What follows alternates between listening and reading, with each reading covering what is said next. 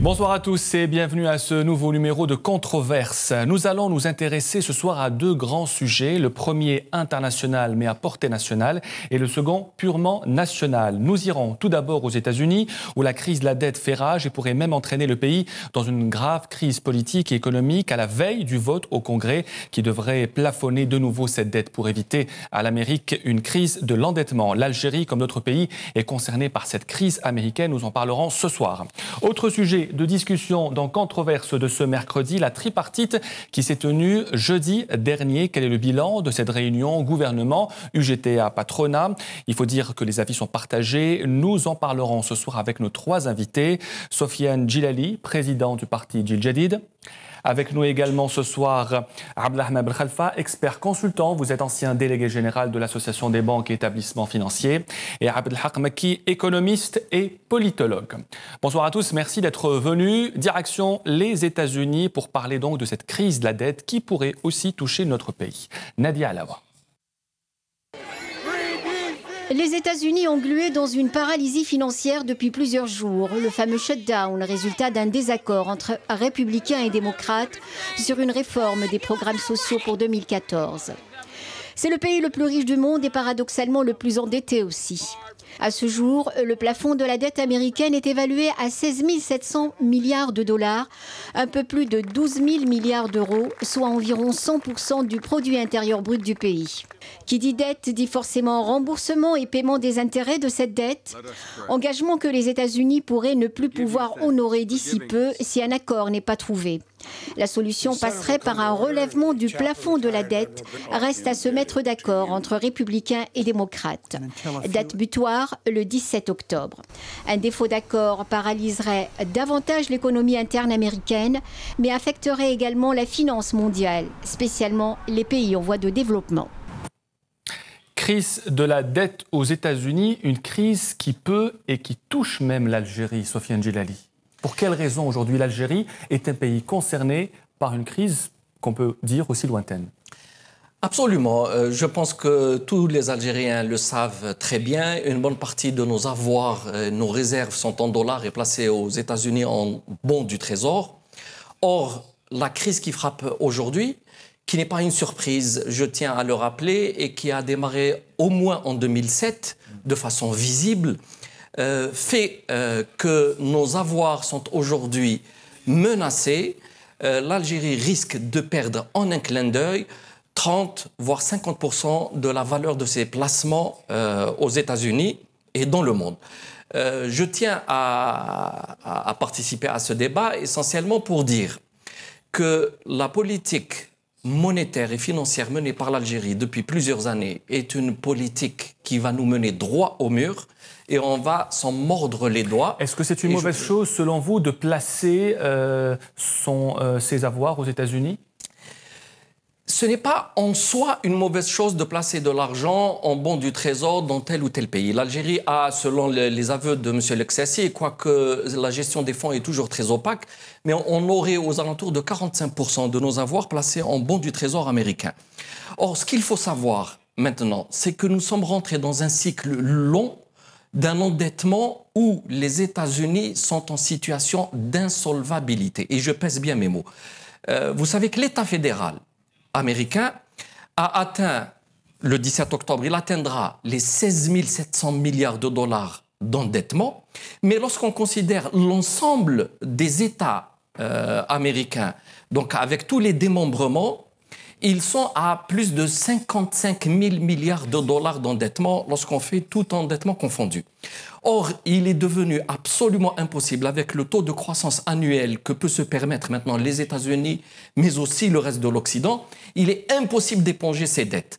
Donc, ce qui se passe, depuis 30 ans au moins, les États-Unis ont une balance commerciale négative, c'est-à-dire qu'ils importent beaucoup plus qu'ils n'exportent, vis-à-vis de beaucoup de pays, entre autres la Chine. Ils ont un déficit aux alentours de 300 milliards de dollars par an. Et comment ils le comblent? Ils le comblent avec le dépôt de surplus d'autres pays. Or, nous arrivons à la fin du déroulement de cette possibilité et nous allons vers un crack. Ça peut être le 17 octobre, le lendemain. Ça peut être en novembre. Non, bien après. Ça peut être en novembre parce que les discussions entre démocrates et républicains, ils essayent de trouver un modus vivendi pour se donner le temps, encore 1 mois ou 2 mois, pour régler le problème du plafond d'endettement. Abdelrahman Ben Khalfa.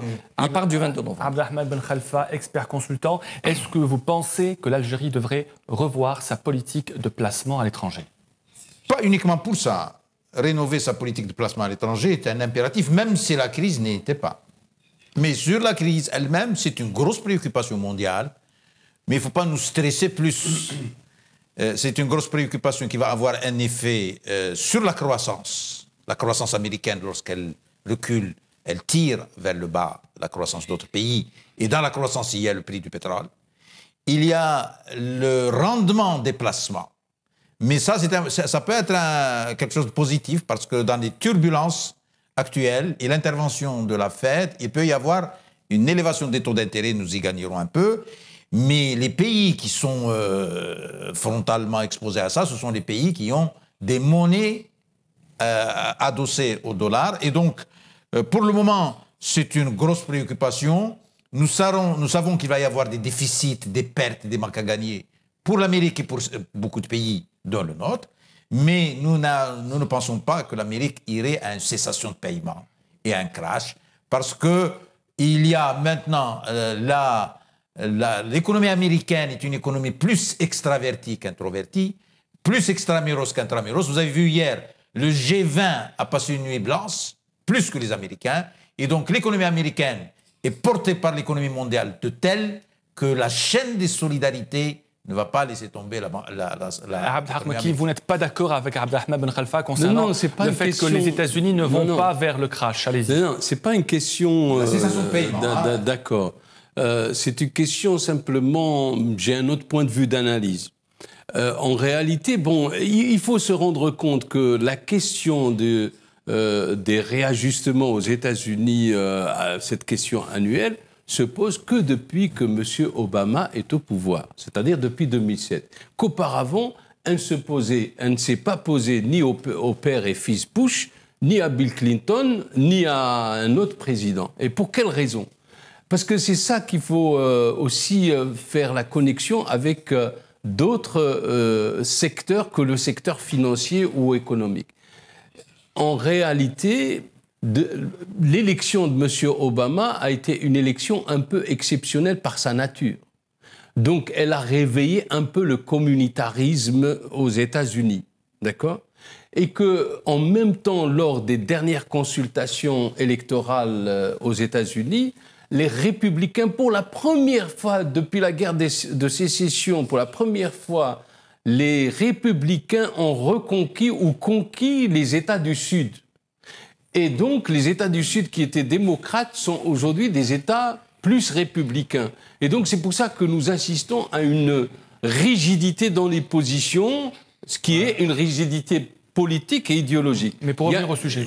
Oui, je reviens, parce que, en fait, la cristallisation politique, parce qu'on ne comprend pas le problème économique si on ne comprend pas pourquoi il y a cette rigidité. Et cette rigidité-là peut conduire justement à une situation catastrophique. Et ce n'est pas moi qui le dis, puisque le président de la Banque mondiale vient de le dire, qu'elle serait désastreuse si... Alors, il allait plus loin, elle serait désastreuse pour les États-Unis, pour tous les pays développés, mais particulièrement pour les pays en voie de développement, s'il n'y a pas un accord avant le 17 octobre.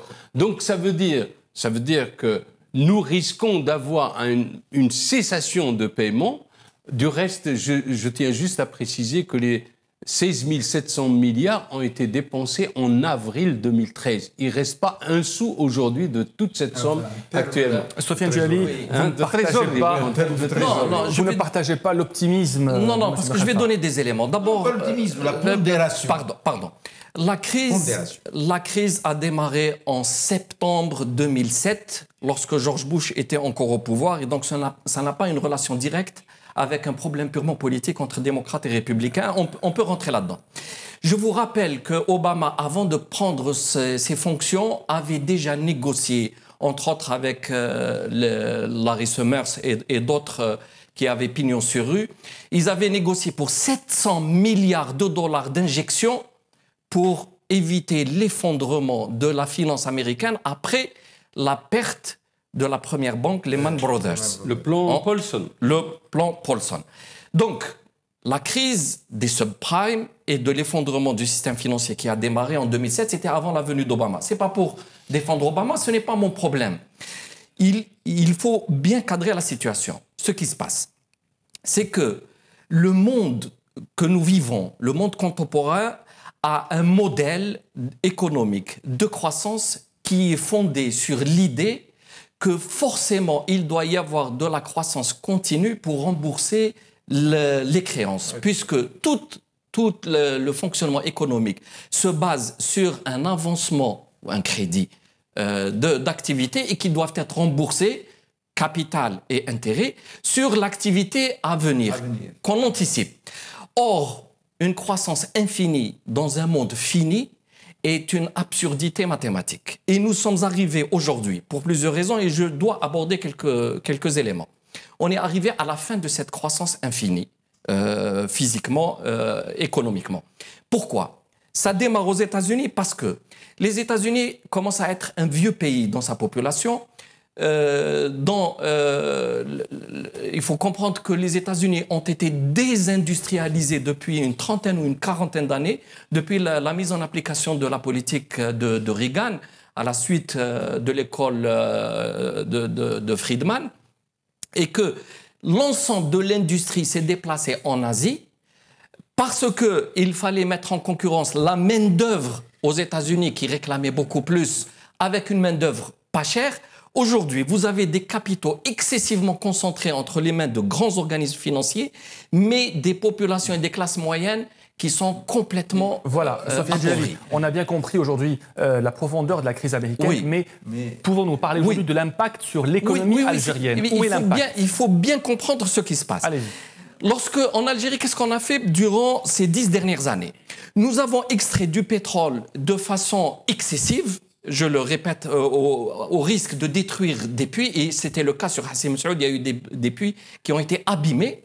Ce pétrole-là, nous l'avions changé en billets verts d'imprimerie, parce qu'il faut bien comprendre qu'aujourd'hui, le dollar, c'est la planche à billets qui fait sortir le dollar, ce n'est plus la croissance. Vous avez, depuis maintenant... je vais le dire. Non, mais je dis le chiffre.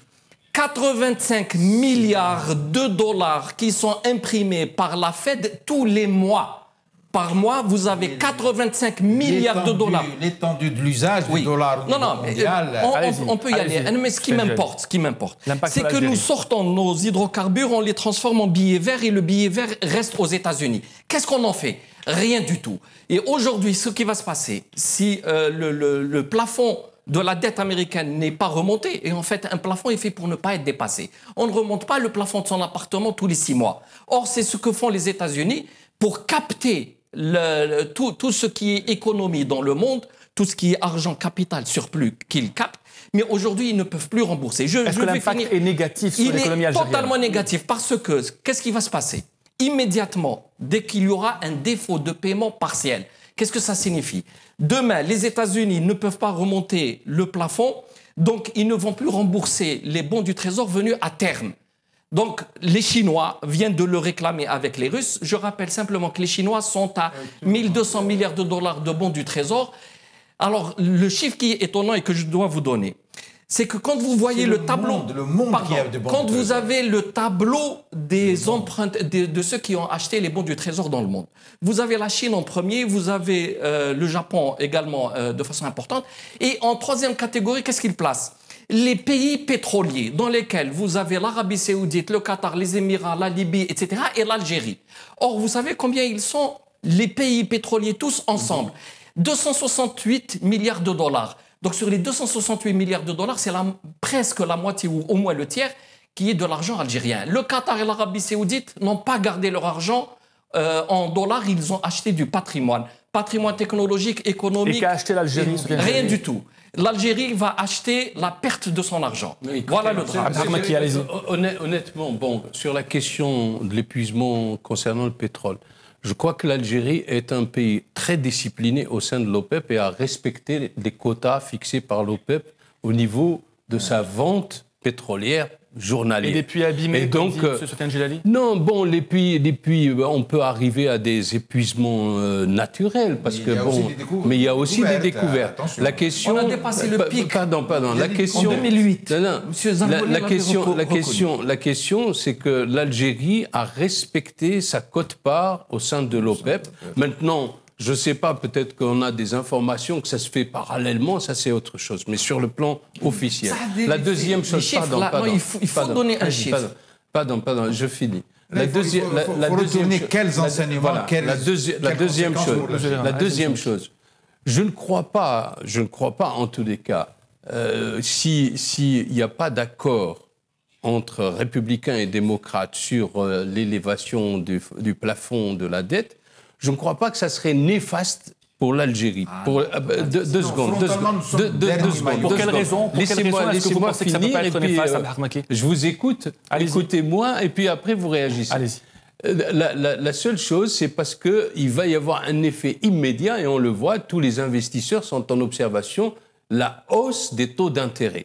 Si la hausse des taux d'intérêt, ça veut dire y compris sur les places financières américaines, et donc l'argent placé aux États-Unis, il faut reconnaître, les 45% de nos fonds souverains seront rétribués selon le taux d'intérêt qui est nouveau, et donc aussi bien sur le marché américain que sur les marchés européens.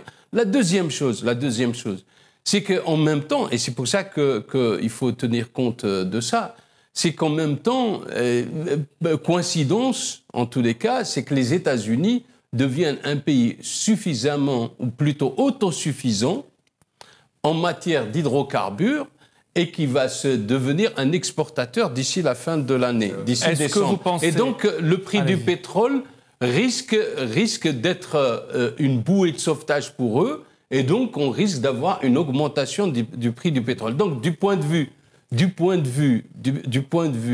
des effets sur l'économie algérienne, il y a des possibilités. Est-ce que vous pensez que l'Algérie risque de payer cher cette crise de la dette aux États-Unis ? Non, cher, non. Il y a des risques. Il y a certains qui sont plus exposés. Je veux dire, il est où le risque ? Il y a des risques, c'est qu'en fait, qui est dû mais c'est pas propre à l'Algérie, à toutes les économies du monde, qui est dû aux missions de la Fédérale Réserve. C'est-à-dire, la Fédérale Réserve, elle doit se battre sur 3 plans. Le plan de l'emploi, le plan de l'inflation et le plan du contrôle du système bancaire. Or, le plan de l'inflation et le plan de l'emploi sont contradictoires et que, de ce fait, il peut y avoir des bulles. Et on sait, aujourd'hui, on a la preuve que la bulle des subprimes a été provoquée par la Fed, que la Fed a provoqué des bulles. Et qu'on a vu juste ce qui a précédé, depuis l'année dernière, la Fédérale Réserve a acheté tout le parc immobilier pratiquement des banques, justement pour créer une nouvelle bulle avec l'immobilier. Monsieur Belkhalfa, est-ce que vous pensez que oui, on peut avoir des réactions. Monsieur Belkhalfa, est-ce que vous pensez que l'Algérie peut tirer son épingle du jeu de cette crise là, moi, je me stresse pour autre chose, pour d'autres dossiers que le dossier américain en ce qui concerne l'Algérie. 3 choses de mon point de vue. 1, c'est une crise préoccupante, oui. Elle aura des effets, elle aura des déficits, elle provoquera des turbulences, elle provoquera un recul de la croissance, elle peut provoquer même des descentes dans les prix du pétrole, mais il y a des pays qui sont beaucoup plus exposés que nous, aussi bien les billets dont la monnaie est adossée au dollar, que les billets qui ont un courant de relations fortes avec les États-Unis, que les pays qui ont un niveau infiniment plus grand de placement en bons du trésor. Donc, sur ce plan-là, c'est une grosse préoccupation. Nous ne sommes pas les premiers risqués. Deuxièmement, les conséquences. Nous avons 2 conséquences, effectivement. D'abord, les conséquences sur le prix du pétrole. Parce que chaque fois qu'il y a des turbulences en matière de croissance, les prix du pétrole ont valsé. Et nous risquons d'avoir, de ce point de vue-là, des chutes. Et 2 enseignements pour nous, c'est que, 1, encore une fois, revient l'équation qui consiste à déconnecter les recettes et les ressources du pays du pétrole, et donc à diversifier l'économie, ce que disait Sofiane. Et deuxièmement, je plaide depuis quelque temps à diversifier, à réexaminer la politique de nos placements à l'étranger. Donc c'est une des solutions préconisées. De ne plus la révision se de la baser politique. uniquement sur des placements monétaires, mais c'est commencer à faire des placements ou bien dans des actifs technologiques, ou des actifs immobiliers, ou des actifs industriels. Oui. Et là, c'est une diversification. Crise préoccupante, mais pas grave. Si, pour nous. Crise préoccupante et grave pour nous. Je vais vous dire. Pour nous, oui. Chauffe. Le 8 août 2011, nous sommes en 2013, j'avais fait un premier communiqué où j'ai attiré l'attention des autorités sur la politique qu'ils mènent sur les réserves du pays. Voilà, le communiqué est là. Ça, c'est un dossier à revoir. Les réserves de change. Monsieur le ministre des Finances, monsieur Karim Djoudi, a répondu indirectement à ce document et j'ai encore refait un autre papier à la suite. Qu'est-ce qu'il disait? Nos placements sont sécurisés sur 3 plans, leur capital est garanti, ils sont couverts contre les risques de change et ils sont liquides. Monsieur, je vais vous dire, si le plafond n'est pas dépassé le 17 octobre, ou peut-être le 22 novembre, ou en janvier 2014, ou dans les mois qui viennent, parce que la crise est beaucoup plus grave que ça. Notre capital n'est plus garanti. Et ça, c'est déjà passé. Le temps du nuage. Non. Le nuage sera beaucoup plus grave qu'on ne le pense. Deuxièmement, les taux d'intérêt. Jusqu'à présent, les taux d'intérêt sont inférieurs au taux d'inflation, ce qui signifie que notre argent qui a été placé aux États-Unis, entre autres, mais aussi en euros, depuis le temps, perd de la valeur tous les jours. Troisièmement, il n'y aura plus de liquidité parce que si les Américains annoncent un défaut de paiement partiel, ce qui est possible puisque Ben Bernanke, qui est le président de la Fed, a parlé de ce risque. Président sortant. Que le président sortant, en janvier, il sera remplacé par une dame. Donc, ils reconnaissent que le problème est là, ils préparent l'opinion internationale. Je vous rappelle simplement la position des Américains. Ils disaient, le dollar est notre monnaie et c'est votre problème. Aujourd'hui, ils disent, la dette est la nôtre, mais c'est votre problème. Donc, c'est à nous de gérer le problème de l'endettement des Américains par rapport à notre argent. C'est ça qui est extraordinaire. Il aurait fallu prendre d'autres mesures et on peut en parler. Comment sauver cet argent-là et comment le placer en sécurité et comment le rendre rentable. Ça, s'il y a une question... Quelle est la meilleure solution de rendre rentable et sûr les placements algériens étrangers? Écoutez, en fait, il faut rassurer quand même nos compatriotes d'une chose. Et je vais donner l'exemple justement de la Russie. Quand on détient des bons de trésor, ça n'est jamais perdu. Ça n'est jamais perdu parce que c'est une créance que nous avons sur l'État, en quelque sorte, qui nous donne le bon trésor. Et je rappelle ce qui s'est passé en Russie. À la révolution de 1917, tous ceux qui détenaient des bons de trésor avaient que du papier. Parce qu'en fait, les révolutionnaires ne voulaient pas reconnaître ça. Il a suffi d'un changement avec la Russie fédérale. On a reconnu ces bons de trésor. Donc la question... 60 ans après, pardon. 60 ans après, on peut mais attendez. Non, mais je veux dire... Non, mais il faut pas inquiéter les Adjériens. C'est-à-dire que... Une cessation de paiement, même une cessation de paiement, n'est pas l'inexistence de l'Amérique. Voilà. Allez-y, M. McAllister. Mais par contre, ce qui me gêne le plus, c'est de faire des placements à l'étranger. Moi, c'est pas le fait d'avoir des bons de trésor. Parce que c'est remboursable, on peut attendre et c'est remboursable. Comme on dit, on n'en a pas besoin, on peut attendre. Par contre, pourquoi on fait des placements à l'étranger? Pour quelle raison ça n'est pas injecté dans le secteur bancaire algérien? Tout simplement, en devise même, en l'occurrence. Alors là, moi, j'ai de l'inquiétude. Pourquoi j'ai de l'inquiétude? Parce que tout dernièrement, la Bundesbank, qui détient 617 tonnes d'or dans la Fédérale Réserve, tout dernièrement, il n'y a même pas un mois, elle a demandé pour aller voir son or à la Fédérale Réserve. Ça lui a été refusé et elle a fait la demande de retirer 63 tonnes pour les mettre en Allemagne. Ça lui a été refusé et qu'il n'était pas question qu'elle rentre à la Fédérale Réserve, etc. Ça, c'est le risque que nous courons. Oui, là, c'est un risque que nous courons. Et quand je le dis, c'est un risque que nous courons, en fait, il y a des études qui l'ont démontré il y a 30 et 40 ans, quand il s'agit du surplus pétrolier arabe, que si les Arabes demandaient leur surplus et voulaient les réinjecter dans leur économie, ils auront zéro dollars. Donc c'est un problème partagé par... Là, d'accord. Donc c'est un problème partagé par plusieurs pays arabes. Mais ça n'est pas l'effet de la crise. Oui. C'est-à-dire que c'est un risque qu'on court tout le temps. C'est vrai qu'il y a un impératif de revoir notre politique de placement. Voilà, c'est ça. Un impératif pour deux raisons. Un, pour les revenus, pour les rendements. Les rendements chutent. Bientôt, nous aurons des rendements négatifs. Vous savez qu'il y a des placements, les Japonais ont connu des taux d'intérêt négatifs. Oui. Donc, comme disait Sofiane, le problème, c'est que la valeur patrimoniale recule. Deux, c'est que ces placements-là ont la possibilité, on peut les rentabiliser encore plus dans des actifs. Et les actifs, il faut prendre un risque, mais en contrepartie du risque, il y a des actifs qui ont rapporté à certains pays 15, 16, 20%.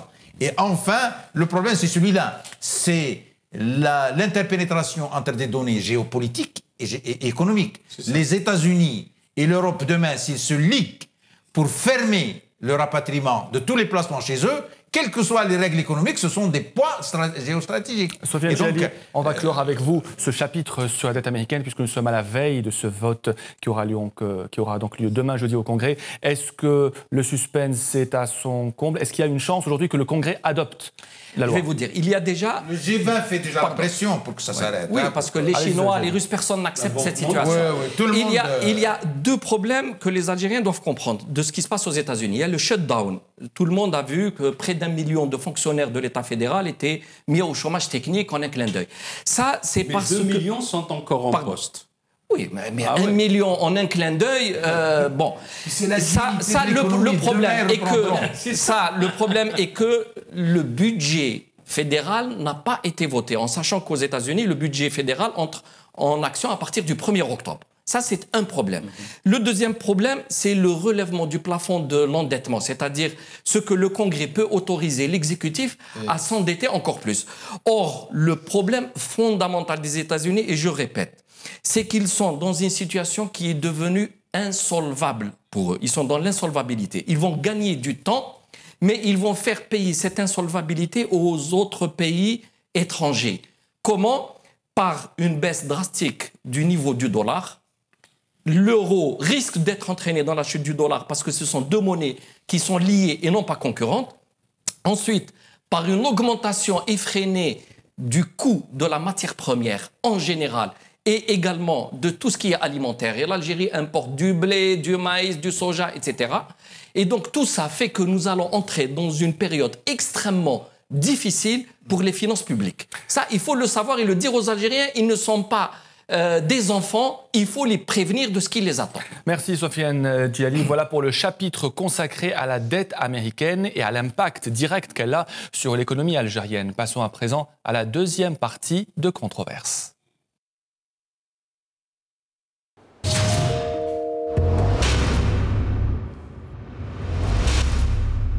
C'était l'événement de la semaine écoulée, la tripartite, la 15e en 50 ans en Algérie, la première du gouvernement de Abdelmalek Sellel, réunion gouvernement, UGTA, patronat, bilan de cette tripartite, mais aussi les recommandations avec Khalaf Ben Hadda.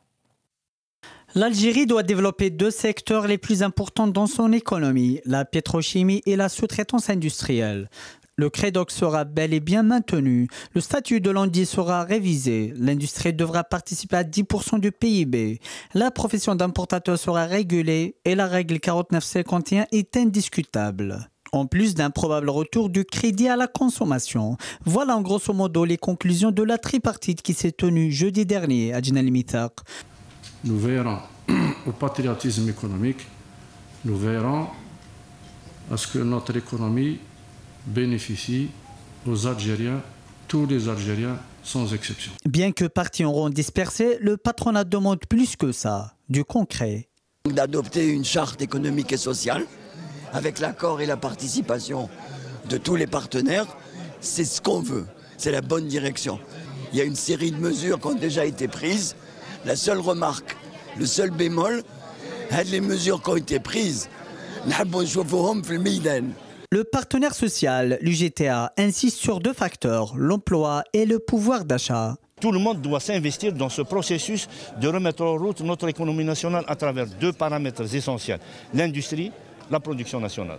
Et les deux éléments aujourd'hui qui puissent nous mettre dans cette position en tant qu'organisation syndicale de faire avancer des consensus autour de cette question, c'est tout de suite en tant que syndicaliste, c'est la répercussion sur l'emploi et la répercussion sur le pouvoir d'achat. Cette tripartite est tenue dans un contexte social tendu. Une série de grèves touchant les secteurs de l'éducation nationale et des transports secoue le pays, sans oublier les fluctuations politiques à l'approche des présidentielles de 2014. C'était donc le bilan et les recommandations de cette tripartite, la première du gouvernement de Abdelmalek Sellel. Les sujets qui fâchent ont évidemment été écartés puisqu'ils seront abordés lors d'une prochaine rencontre entre le gouvernement, le GTA et le patronat avant la fin de cette année. On va commencer avec vous, Abdelrahman Ben Khalfa. Le bilan de cette tripartite, est-ce qu'il est positif, négatif ou mitigé?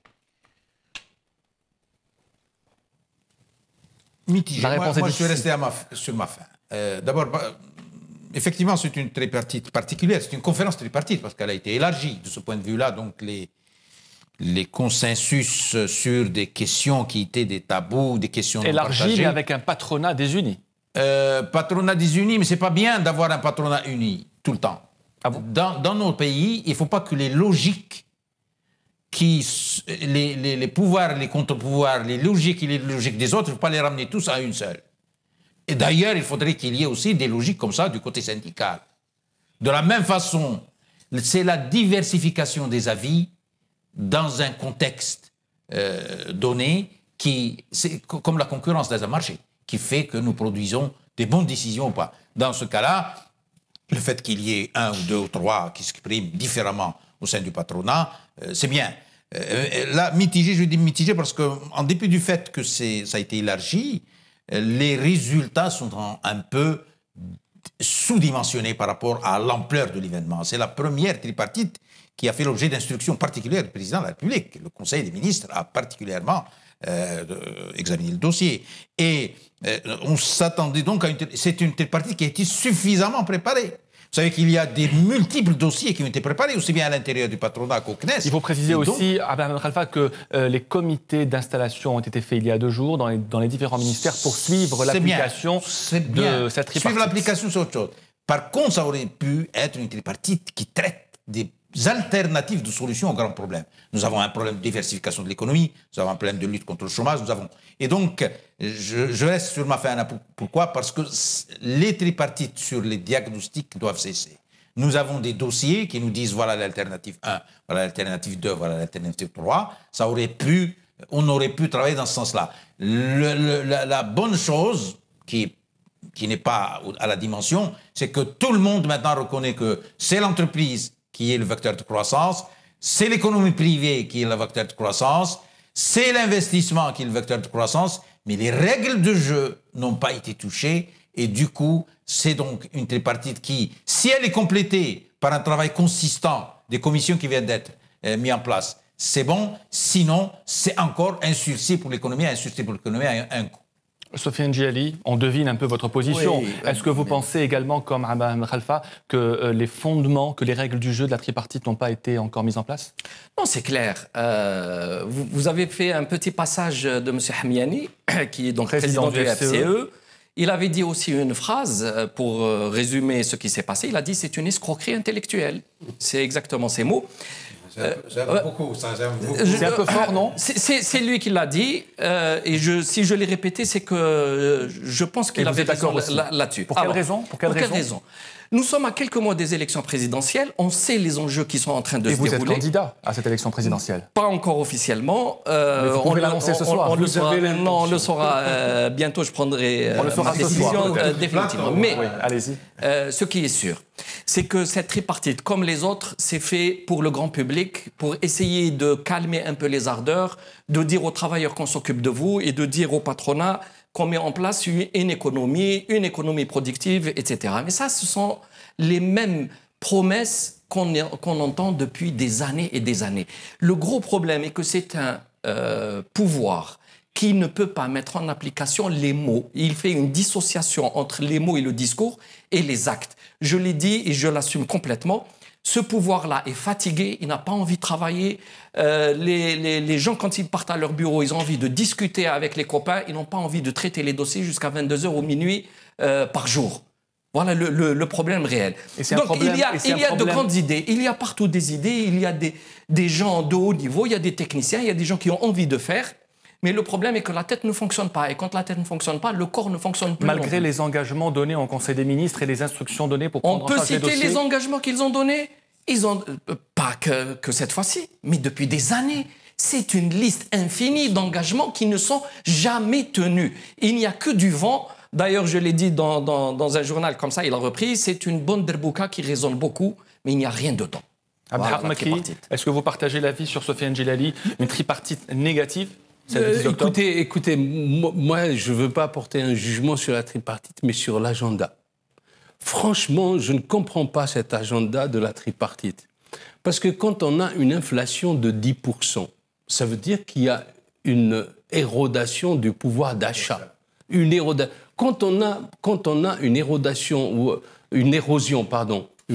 du pouvoir d'achat, quand on a une érosion du pouvoir d'achat, forcément, on a des complications au niveau de l'investissement, puisque la consommation va stagner.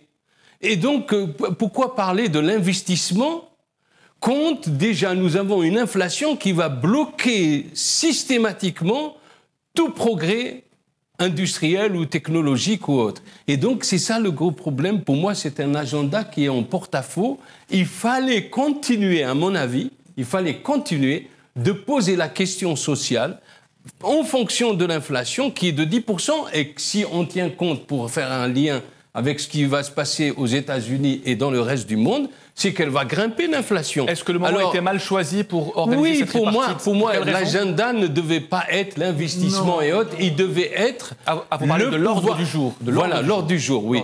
Il devrait être le pouvoir d'achat toujours, parce qu'en assurant un pouvoir d'achat indexé sur l'inflation, on assure un redépart de l'économie et de l'investissement. Est-ce que le pouvoir d'achat... C'est Keynes qui le dit, c'est pas moi qui le dis. Monsieur Benralfa, est-ce que le pouvoir d'achat a eu sa place dans cette tripartite ? Il va y avoir une tripartite sociale. Oui. Mais je constate d'accord que les questions d'économie sont posées sous des angles sociaux. La productivité, ce matin, nous avions un rapport sur la productivité de l'Algérien qui est égale au tiers de la productivité des Allemands. Et selon ce rapport, un Algérien travaille 4 fois moins qu'un Allemand et 7 fois moins qu'un Sud-Coréen.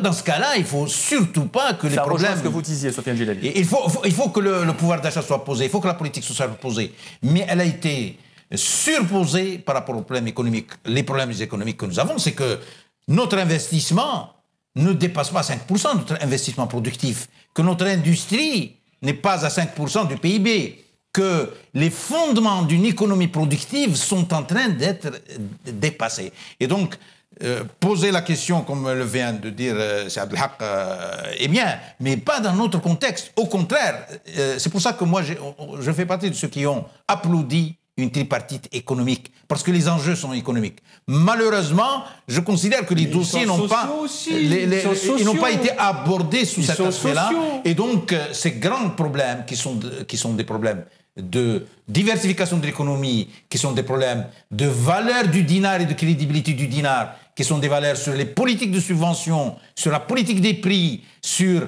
la reconquête du marché intérieur, sur la diminution de l'ampleur du secteur informel, sur ces questions-là, c'est-à-dire une reprise en main de l'économie nationale, n'ont pas été discutées à ce niveau, alors que les dossiers étaient maturés. Alors, on a parlé du pouvoir d'achat et de l'inflation, on va parler du chômage. Selon le ministre du Travail, Mohamed Benmeradi, dont c'était donc la première tripartite, eh bien, il confirme que la baisse du taux de chômage à 9,3% est incontestable. Il a affirmé à Alger Chaîne 3 dimanche dernier. Monsieur Benmeradi affirme également que 4 millions d'emplois ont été créés depuis 2008 à ce jour, Sofiane Djellali.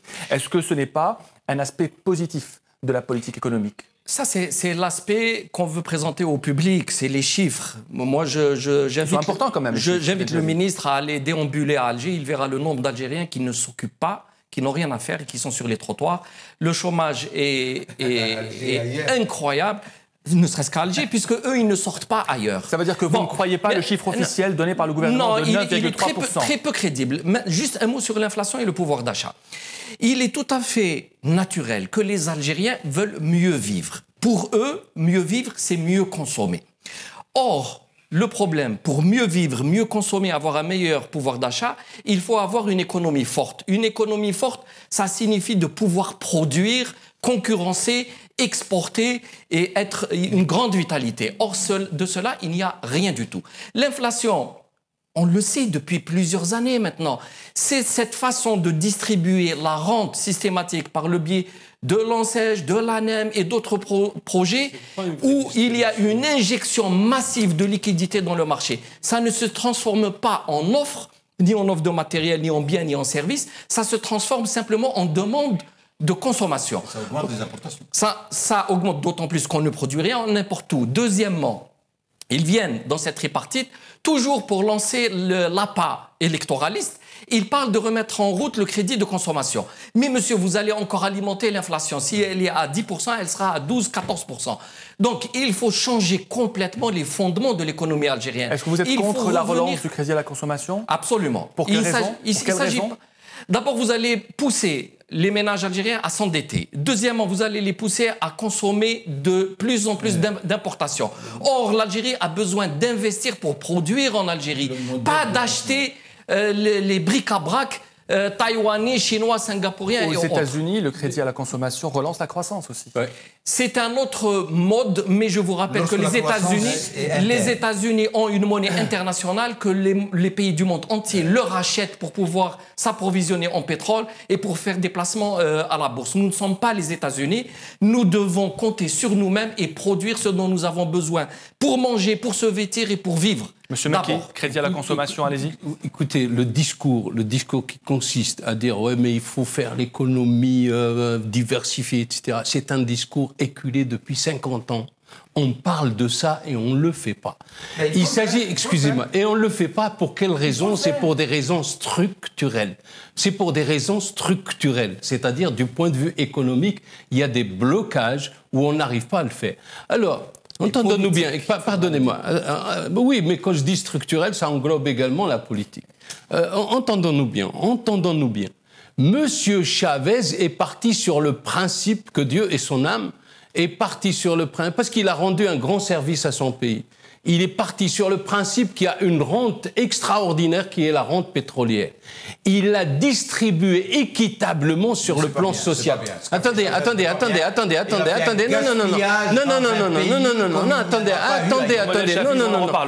non. Et le résultat, c'est quoi? C'est qu'il a relancé une économie sur la base de cette réflexion. Excusez-moi. Je peux apporter la preuve des résultats. La preuve, c'est qu'il a la référence, c'est la Malaisie, c'est la Turquie.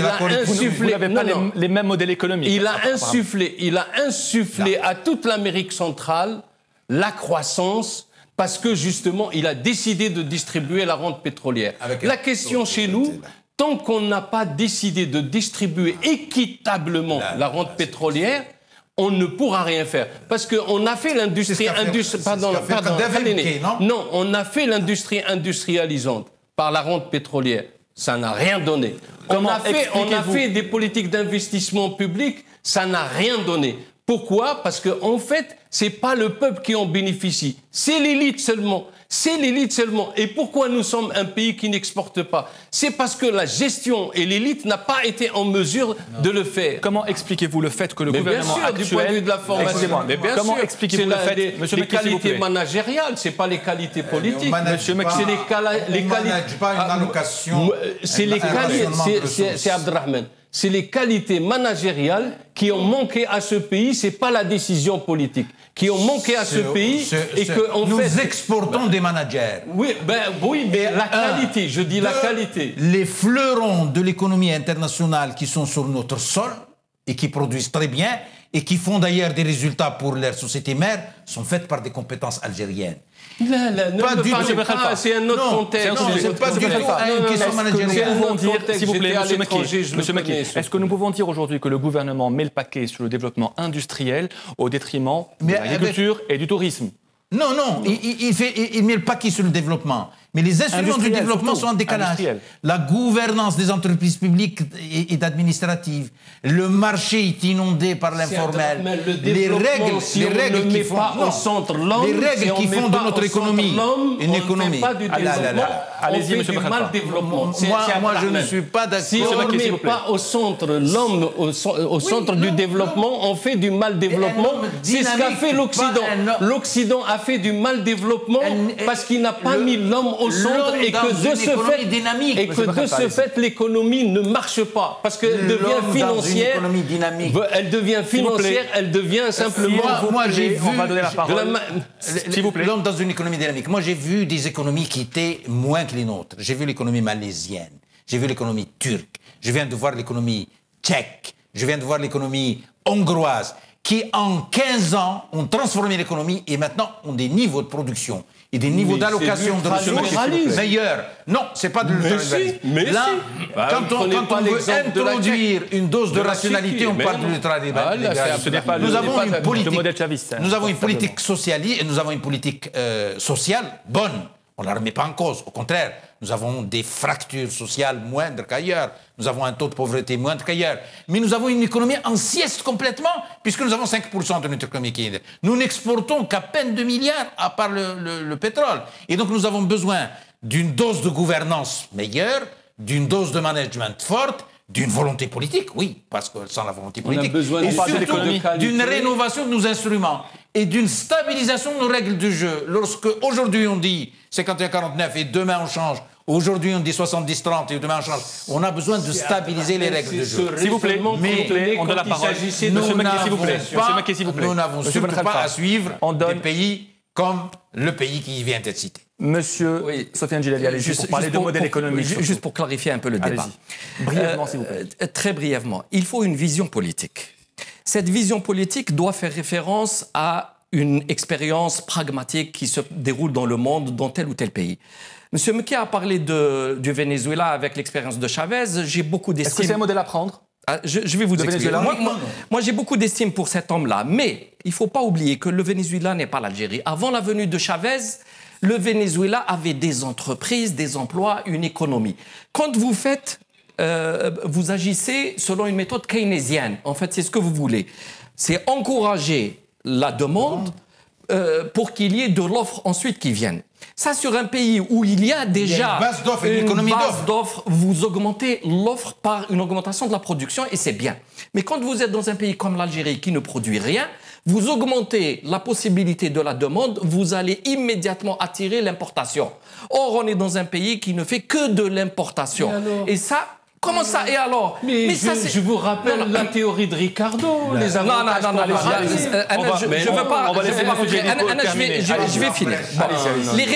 Les raisons de ce qui se passe en Algérie, ce sont des raisons politiques. Qu'est-ce que ça signifie? Ce sont des gens qui ont tenu le pouvoir depuis 1962 et qui ne veulent pas que les Algériens deviennent autonomes économiquement. Je vais vous l'expliquer. Je vous rappelle. Depuis Ben Bella, on nationalisé les bains morts et les boulangeries. Boumediene en a fait aussi beaucoup. Il traite avec le privé international. Il n'y a aucun problème, les multinationales, mais pas avec le privé algérien. Parce qu'ils ne veulent pas qu'il y ait une base ici de développement faite par les Algériens de façon autonome parce qu'ils risquent de perdre le pouvoir. Donc, si aujourd'hui vous avez un pouvoir autoritariste qui ne reconnaît pas l'état de droit et qui agit selon ses propres intérêts de clan et non pas les intérêts des Algériens, cela vous explique la corruption qui se répand à travers une administration bloquée. Ça vous explique pourquoi il y a la bureaucratie. Ça vous explique pourquoi on n'aime pas les chefs d'entreprise et les capitaines d'entreprise comme certains Algériens auraient pu l'être s'ils avaient les coups des franges pour investir et développer. Monsieur Bekhalfa, on n'aime pas les chefs d'entreprise en Algérie? Ni les cerveaux. Non, on n'aime pas, c'est beaucoup dire, mais l'environnement qui est créé autour de l'entreprise, autour du développement économique, est tel que nous n'avons que 200 capitaines d'industrie, alors que nous devrions avoir 20 000. Le problème, c'est que nous avons un tissu d'entreprise qui est là. En 50 ans d'indépendance, on a produit 200 capitaines d'industrie. En 50 ans d'indépendance, on a produit 5% d'industrie dans notre PIB. Et donc là, nous avons un réel problème de reprise en main de l'économie, et de l'économie sur une base économique, et pas une économie sur une base sociale. L'économie qui consistait à... ça a parlé de la rente pétrolière qui doit être allouée de façon équitable. À côté de nous, en Libye, l'exercice a été fait avant, mais il n'a pas produit. Et donc, nous avons besoin réellement, avec une dose de volonté politique très forte, d'aller vers une création d'une économie d'offres et d'une économie productive. Toutes les allocations sociales qu'on fera, toutes les augmentations qu'on fera. D'ailleurs, on a eu les allocations que nous avons, les rappels sur salaire qui ont été faits, ont servi à doubler le nombre de véhicules importés par rapport à ce qu'on avait. Monsieur Mekki, vous aurez le mot de la fin. Est-ce que vous pensez qu'en Algérie, on méprise les cerveaux et les chefs d'entreprise? Écoutez, il n'y a pas une volonté de mépriser proprement dite. Hein. Il y a le fait qu'on craint, ça c'est clair, on craint les penseurs, on craint les intellectuels, on a toujours craint cela pour des raisons historiques, parce qu'en fait, ceux qui avaient hérité du pouvoir... Les conditions d'émergence voilà, ne sont pas... Mais la question, c'est que moi, ce que je constate, parce qu'il faut être vrai quand on analyse une situation, il faut être vrai. Moi, ce que je constate, c'est que l'État, par ses pulsations nationalitaires dès 62, a voulu créer une économie, a financé, a investi, etc. C'est que ce qui n'a pas suivi, c'est toute la qualité managériale. Et encore une fois, et je souligne, parce que si Abdelrahman a signalé qu'il y a 200 entreprises, mais des 200 managers aujourd'hui ne sont pas, à mes yeux, de vrais managers de ces 200 entreprises. Pour quelle raison? Parce qu'en fait, ils ne suivent pas le progrès technologique. Ils ne font pas, même si dans le secteur privé, montrez-moi l'investissement. 5% des entreprises sont dans des entreprises d'avant-garde. 5% des entreprises algériennes sont dans un secteur d'avant-garde. C'est-à-dire les TIC. Sinon on fait de la semoule et des machins comme ça. La question, c'est est-ce que nous avons une classe managériale qui est capable d'assimiler, d'assumer, de digérer le progrès scientifique et technologique rapidement et d'analyser l'économie mondiale de façon à s'y adapter. On ne l'a pas fait jusqu'à maintenant. Le débat est très intéressant, mais nous devons nous arrêter. On va passer, on va dire un mot de politique, Djellali Sofiane. Un mot, parce que quand j'écoute les paroles de M. Mekki... Très brièvement, parce que nous allons parler de l'élection présidentielle, mais vraiment très brièvement. Oui. Écoutez, l'élection présidentielle... Il faut préciser que vous êtes le président du parti Jil Jadid, que le Conseil national du parti vous a demandé de vous porter candidat à cette élection présidentielle. Avez-vous pris votre décision? Non, que j'ai demandé un délai et au bout de ce délai, ça va se faire dans les jours prochains, je dirais. Est-ce qu'on se dirige vers le oui ou vers le non? Mais moi, ce qui m'importe aujourd'hui, c'est de dire qu'il y a beaucoup d'Algériens qui sont capables d'affronter les dures réalités économiques. Ils l'ont démontré. Je vous dis, les étrangers, les multinationales ont des difficultés à émerger ici. Des Algériens avec rien ont émergé. J'aurais simplement voulu qu'on aide les vrais entrepreneurs et pas la petite mafia qui s'est faite de l'argent sur le dos du public et de l'État. Sofiane Djellali, président du parti Jil Jadid, merci d'être venu. Abdelrahman Belkhalfa, expert consultant, ancien délégué général de l'Association des banques et établissements financiers. Merci également à vous, Abdelhak Mekki, vous êtes politologue et économiste. Merci aussi à Chawqi Smati. Controverse, c'est terminé. À mercredi prochain. Merci.